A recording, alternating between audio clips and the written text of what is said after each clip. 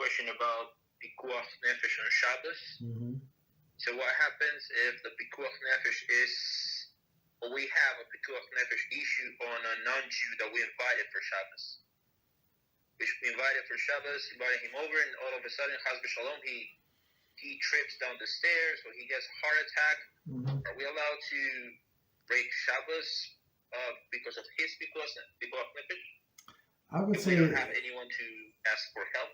Okay, so I mean, unless you live somewhere away from people, yeah, you would have to. But otherwise, like I'm not a doctor, so somebody treat or something like you said, right? Ask a neighbor to call ambulance.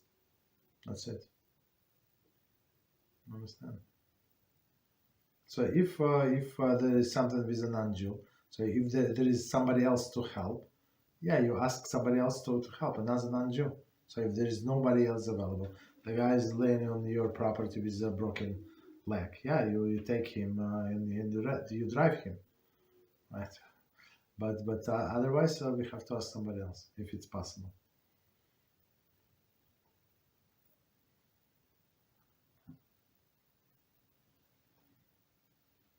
Thank you very much, Rabbi. You're welcome. Fred says on the board, on the subject of Pekuach Nefesh, Devarim 30:19, Moshe Rabbeinu calls heaven and earth as witnesses and commands to choose life. Is this equal to Pekuach Nefesh? I'm not sure where's the connection. Moshe Rabbeinu called witnesses heaven and earth, and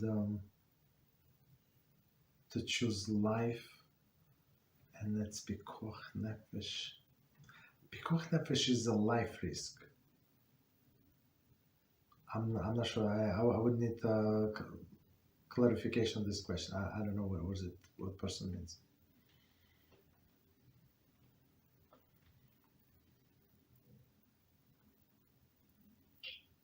Rabbi.